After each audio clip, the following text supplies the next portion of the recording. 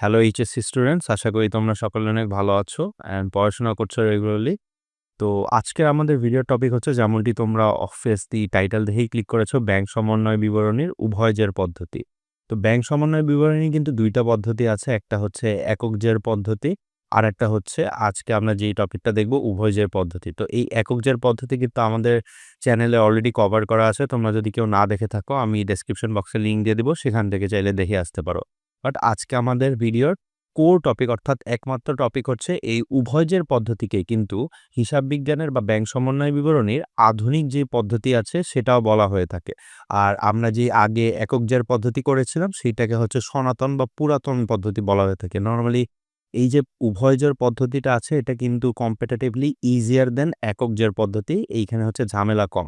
কেননা তোমরা যখন একক জের পদ্ধতিটা করো, ধরো তোমরা নগদ থেকে শুরু করলে তোমাদের কিন্তু যাইতে হয় পাস বইয়ে, হ্যাঁ? কিন্তু এই উভয় জের পদ্ধতিতে কিন্তু ২ টা সাইডই থাকে, নগদান সাইডও থাকে, আবার তোমার পাস বই সাইডেরও থাকে। তো ২ টাকে আমরা ব্যালেন্স করি, তো তোমার এক সাইড থেকে আরেক সাইডে যাওয়ার এই ঝামেলাটা এইখানে স্টুডেন্টদের থাকে না, কমপ্লেক্সিটিও কম। মোটামুটি যদি আমরা অ্যাডজাস্টমেন্ট অর্থাৎ সমন্বয়গুলা বুঝি, লেনদেনগুলাকে কিভাবে অ্যাডজাস্ট করব, তাহলেই মোটামুটি এইখানে তোমরা ফুল মার্ক তুলতে পারো। তো এইটা আমরা একটা ম্যাথের মাধ্যমে প্র্যাকটিক্যালি শেখার চেষ্টা করব। এই ব্যাংক সমন্বয় বিবরণীর যে বেসিক কথাবার্তা আছে, ব্যাংক সমন্বয় বিবরণী কি অ্যান্ড এটা যে বেসিক আলোচনা আছে সেটি কিন্তু আমি অলরেডি একক জের পদ্ধতিতে আলোচনা করেছি। তো তোমাদের যদি এই বেসিকগুলো দরকার পড়ে সেইখান থেকে কভার আপ করতে পারবা। এইখানে আমি আর ভিডিওটা লং করতে চাচ্ছি না এইসব নিয়ে। জাস্ট আমি বলে রাখি, এই ব্যাংক সমন্বয় বিবরণী করতে গেলে কিন্তু তোমাদের ২ টা বইয়ের ব্যাপারে মাস্ট জানতেই হবে। একটা হচ্ছে তোমার নগদান বই, আর একটা হচ্ছে তোমার পাস বই। এই নগদান বইটা কিন্তু আমরা যে জেনারেল ইউজার আছি আমাদের জন্য দেয়া হয়ে থাকে, আর এই পাস বই যেটা আছে সেটা কিন্তু আমাদের ব্যাংক ইউজারদের জন্য, অর্থাৎ যারা ব্যাংকের অথরিটি আছে, ব্যাংকে কাজ করে তাদের জন্য হয়ে থাকে। তো আমরা এই বইটা পাই আর ব্যাংক হচ্ছে এই বইটা পায়। তো ব্যাংক সমন্বয় বিবরণীর মূল উদ্দেশ্য কি? এই ২ টা বইয়ের মধ্যে যাতে সামঞ্জস্যতা থাকে, অর্থাৎ নগদান বইয়ে ধরো তোমার ৳৫,০০০ যদি দেখায়, পাস বইয়েও যাতে তোমার ৳৫,০০০ দেখায়। এইটাই হচ্ছে আমাদের উদ্দেশ্য, ব্যাংক সমন্বয় বিবরণী করা, ২ টাকে সমান করা। তো আসো আমরা একটা ম্যাথ দেখার মাধ্যমে এটা শেখার চেষ্টা করব। তো এখানে আমি একটা ম্যাথ তুলে রেখেছি। এখানে বলা হয়েছে ২০১৮ সালের ৩১শে ডিসেম্বর তারিখে কেরামত অ্যান্ড কোংয়ের নগদান বই অনুসারে জমার উদ্বৃত্ত ২০,৫০০ এবং উক্ত তারিখে অর্থাৎ সেইম তারিখে ব্যাংক বিবরণী অনুসারে ব্যাংক উদ্বৃত্ত ২০,১৫০। ঠিক আছে? দেখো এইখানে কিন্তু তোমাকে শুরুতেই ২ টা বই, অর্থাৎ আমি যে আগে আমার নগদান বইটাও দেখে আসলাম আর আমার যে পাস বইটা দেখে আসলাম, ২ টা বইয়ের অ্যামাউন্টে কিন্তু শুরুতেই দিয়ে দিয়েছে। কিন্তু আমরা কি দেখতে পারতেছি? এইখানে কিন্তু একটা টাকার গ্যাপ আছে। অর্থাৎ নগদান যেই বইটা আছে সেইখানে কিন্তু আমার ৳২০,৫০০ দেখাচ্ছে। আবার ব্যাংকের যেই বইটা আছে সেইখানে কত দেখাচ্ছে? ২০,১৫০। তো এইখানে কিছু লেনদেন দেওয়া আছে। এই লেনদেন বইগুলোর মাধ্যমে কিন্তু আমাদের কি করতে হবে? নগদান বই আর ব্যাংক বইকে সমান করতে হবে। অর্থাৎ এমন একটা পর্যায়ে আনতে হবে যেইখানে ২ টার ব্যালেন্সই ইকুয়াল থাকে। তো এইটাই আমাদের শেখার বিষয়। তো আমি এইখানে অলরেডি বক্সে তুলে রেখেছি। বক্সটা তোমরা অবশ্যই মাথায় রাখবে। খুব কমপ্লেক্স বক্স না, জাস্ট ২ টা সাইড থাকবে।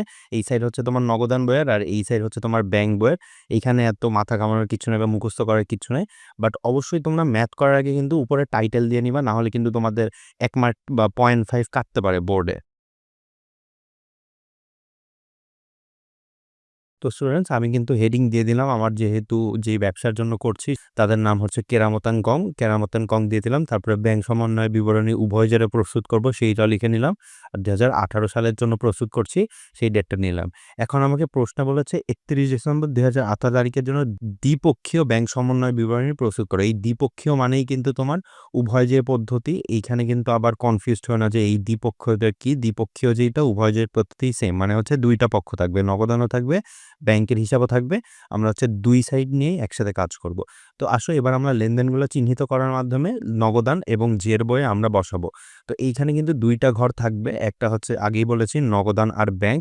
এই সাইডটা হচ্ছে নগদানের জন্য অ্যালোকেট করছি আর এই সাইডটা হচ্ছে পাস বইয়ের জন্য। তো সবার আগে আমাদের যেই কাজ করতে হবে সেটা হইলো নগদান এবং ব্যাংক বইয়ের শুরুতেই যেই ব্যালেন্সগুলা দেয়া আছে সেগুলো তুলে নিতে হবে। তো কি দেখলাম? নগদান বইয়ে আমার ব্যালেন্স ছিল ২০,৫০০ এবং ব্যাংক বইয়ে ছিল ২০,১৫০। তো এইটাকে এখন জাস্ট তুলে নিব। তো স্টুডেন্টস, এইখানে কিন্তু আমার খুব বেশি ব্রেইন খাটানো লাগে নাই। জাস্ট হচ্ছে যেই শুরুতে ব্যালেন্সগুলা দেয়া ছিল এই ২০,১৫০, ২০,৫০০ আমি তুলে নিলাম ঘর অনুযায়ী। তো এরপর থেকেই কিন্তু আমার আসল কাজ শুরু হবে। এরপর আমার ম্যাথ করার জন্য আমার ২ টা জিনিস লিখে নিতে হবে। সেইটা হলো তোমরা হয়তো অলরেডি জানো আমাদের কিন্তু এখানে কি করতে হয়? বইয়ে লেখছি নাকি লেখছি না এই ওয়াইজ যোগ-বিয়োগ করে নিতে হয়। তো এইগুলা তোমরা চাইলে আগে করেও নিতে পারো। আমি প্রেফার করি না আগে করে নেওয়া। তারপরেও তোমরা যাতে কনফিউজ না হও এইজন্য করে নিলাম। বাট করে নেওয়াটাই ভালো। কারণ তোমরা কিন্তু একটার পর একটা লেনদেন যেমন এইখানে ৬ টা লেনদেন দেওয়া আছে। এই ৬ টা লেনদেন অনুযায়ী যাবে। একটা যোগে যাইতে পারে, বিয়োগে যাইতে পারে। তো ওই টাইমে যোগ-বিয়োগ না লিখে আমি যেমন আগেই যোগ-বিয়োগগুলা লিখে নিলাম। এইভাবে তোমরা স্পেস দিয়ে যোগ-বিয়োগগুলা লিখে নিতে পারো। তোমাদের জন্য ইজিয়ার হবে। তো আমাদের যেহেতু শুরুর উদ্ধৃতগুলো লেখা শেষ, এখন আমরা লেনদেনে যেতে পারি। ১ তারিখের লেনদেন আমাদেরকে বলেছে পাওনাদার বরাবর ৳৩,০০০ চেক ইস্যু করা হয়েছিল। তার মধ্যে ৳১৫০০ চেক পরিশোধের জন্য এখনো উপস্থাপিত ব্যাংকে হয়নি। এই লেনদেনটা আমরা বুঝি। এইখানে কি বলছে? আমরা হচ্ছে ধরো এইটা তুমি আর এইটা হইলাম আমি। এখন তোমাকে আমি ৳৩,০০০ র একটা চেক দিছি। তো ৳৩,০০০ চেক দিছি মানে কি? তুমি আমার অ্যাকাউন্ট থেকে ৳৩,০০০ তুলে নিয়ে যাবা। তো আমার যেই নগদান বই আছে, সেই নগদান বই থেকে কিন্তু আমি ৳৩,০০০ কিন্তু অলরেডি মাইনাস করে দিছি। কিন্তু কি করছো?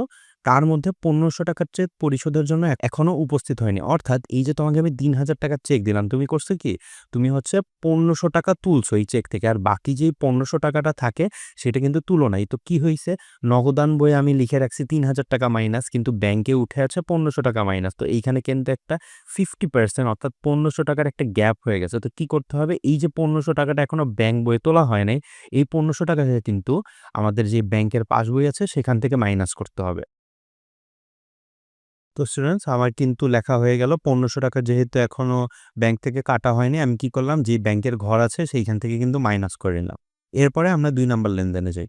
২ নাম্বার লেনদেনে আমাকে বলা হয়েছে দেনাদার কর্তৃক সরাসরি ব্যাংকে জমা দেয়া হয়েছে নগদানভুক্তি। দেনাদারটা কি? দেনাদারটা তোমরা জানো এটা কিন্তু আমাদের জন্য একটা সম্পদ। অর্থাৎ এই টাকাটা আমরা পাবো, হ্যাঁ? আমাদের কাছে এই টাকাটা আসবে।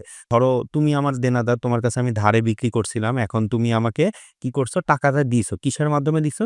চেকের মাধ্যমে দিছো। তো এই চেকটা সরাসরি ব্যাংকে দিছো যেটা নগদানভুক্তি হয়নি। তো এই চেকটা কি করছো? তুমি আমার যেই ব্যাংক অ্যাকাউন্ট, ধরো আমার ব্র্যাক ব্যাংকে অ্যাকাউন্ট আছে, এই ব্র্যাক ব্যাংকে তুমি টাকাটা জমা দিয়ে আসছো। তো আমার কিন্তু অ্যাকাউন্টে টাকা ঢুকছে। কিন্তু কি হইছে? আমার যেই নগদান বই আছে, আমার যেই বই আছে সেইখানে কিন্তু এখনো লিপিবদ্ধ হয়নি। তো কি হইছে? আমার ব্যাংকে টাকা বাড়ছে বাট নগদান বইয়ে টাকা বাড়ে নাই। তো কি করতে হবে?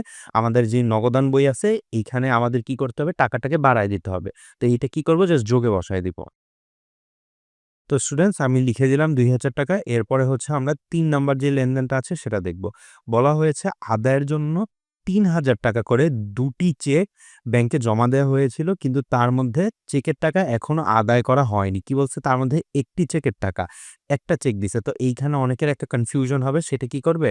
অনেকে হচ্ছে একটি চেক বলে করবে কি ৳৩,০০০ কে ২ দিয়া ভাগ কইরা দিবে। তা আসে কত? ৳১৫০০। তো ৳১৫০০ দিয়ে ফাংশন করবে। বাট তুমি যদি ১৫০০ তোমারও মাথায় আসে এটা কিন্তু ভুল। তোমার কোয়েশ্চেনটা কি করতে হবে? জাস্ট কেয়ারফুলি পড়তে হবে। আদায়ের জন্য ৳৩,০০০ করে মানে কি? একটা ছিল ৳৩,০০০ অর্থাৎ চেক জমা দিছে টোটাল ২ টা। অর্থাৎ ৳৬,০০০ চেক জমা দিছিল। ৳৬,০০০ র মধ্যে একটা চেক এখনো আদায় হয়নি। অর্থাৎ একটা ৳৩,০০০ আদায় হয়নি। আরেকটা ৳৩,০০০ কিন্তু ঠিকই আদায় হইছে। তো আমাদের এখানে ফাংশন করতে হবে কত? ৳৩,০০০ নিয়ে। কেউ আবার ভুলে ৳১৫০০ ধইরো না। তো এবার এই কোয়েশ্চেনটা বুঝি কি বলছে? আদায়ের জন্য অর্থাৎ ধরো তুমি আমাকে একটা চেক দিলা। এই চেকটা আমি কি করলাম? এই চেকটা সাথে আমি পেয়ে আমার ব্যাংকে যেয়ে জমা দিয়ে দিলাম। তো আমি যখন আমার চেকটা ব্যাংকে জমা দিচ্ছি, আমি কিন্তু আমার যেই নগদান বই আছে, সেই বইয়ে কি করতেছি? ৳৩,০০০ কে আমি প্লাস করে দিচ্ছি।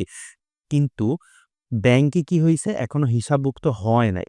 ব্যাংকে হচ্ছে এখনো যেই এক্সট্রা ৳৩,০০০ টা যেইটা এখনো হিসাবভুক্ত হয় নাই। তো কি করতে হবে? আমাদের ব্যাংকের হিসাবে ৳৩,০০০ বাড়ায় দিতে হবে। কেননা এই ৳৩,০০০ টাকে আমরা নগদান বইয়ে এন্ট্রি দিছি।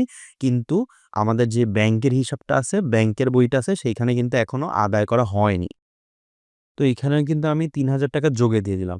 তারপরে আমাকে ৪ নাম্বার লেনদেনে কি বলেছে? ব্যাংকের প্রদেয় বিলের টাকা পরিশোধ করেছে যা নগদানভুক্ত হয়নি। এইটা খুবই ইজি আই গেস এইটা তোমাদের এট লিস্ট এক্সপ্লেনেশন লাগবে না। তাও বলে দিচ্ছি ব্যাংকের কি? ব্যাংকের ক্রোদেয় বিলের টাকা পরিশোধ করেছে যা নগদানভুক্ত হয়নি। ব্যাংকের থেকে তোমার একটা কোনো হিসাবের জন্য টাকাটা পরিশোধ করছে। ধরো তোমার ইলেকট্রিক বিল, কথার কথা।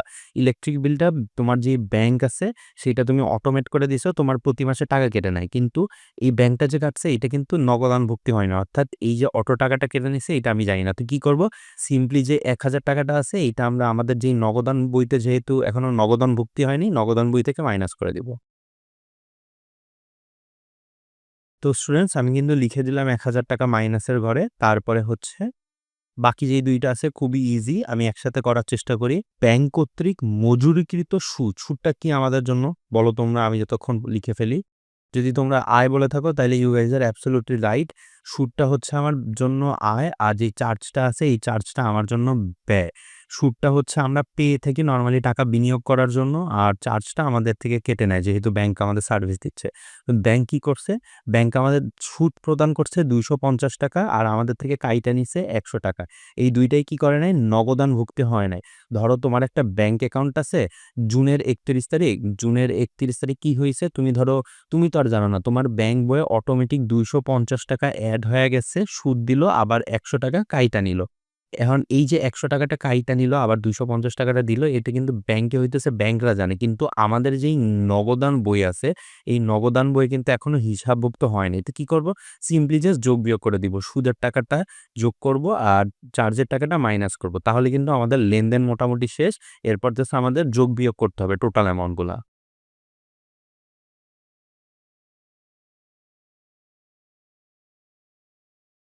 তো স্টুডেন্টস আমি কিন্তু লিখে নিলাম যেমনটা তোমরা হয়তো দেখতে পাইছো। ফার্স্ট এ সুদের টাকাটা আমরা কি করছি? যোগ করে দিছি। আর যেই চার্জের টাকাটা আছে এটাকে আমরা বিয়োগ করে দিছি। তো আমাদের কিন্তু লেনদেন মোটামুটি শেষ। এইখানে ৬ টা লেনদেন ছিল।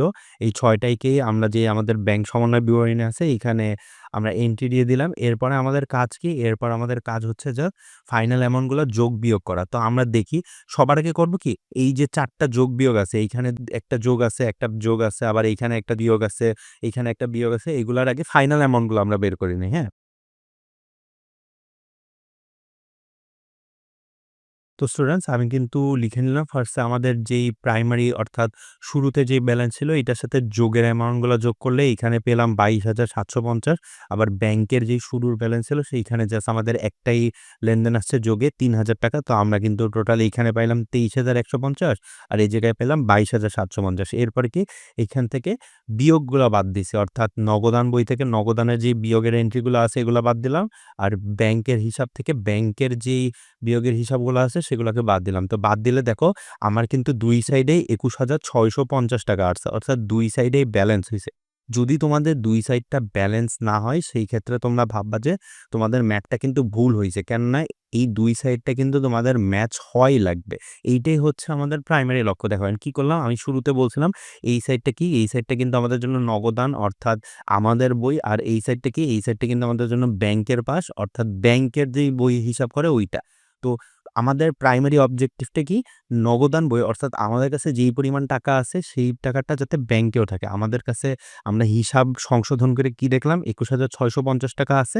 আবার ব্যাংকেও আমরা বাইর করতেছি ৳২১,৬৫০ আছে। তো আমরা যেহেতু বাইর করতে পারছি অর্থাৎ এইটা হচ্ছে আমাদের এখন সঠিক অর্থাৎ সংশোধিত অবস্থায় আছে। তো এইটাই কিন্তু অবজেক্টিভ। কারো যদি মনে করো কোনো গ্যাপ আসে আবার ভাবো এইটাই অ্যান্সার, এমন কিন্তু হইতে পারবে না।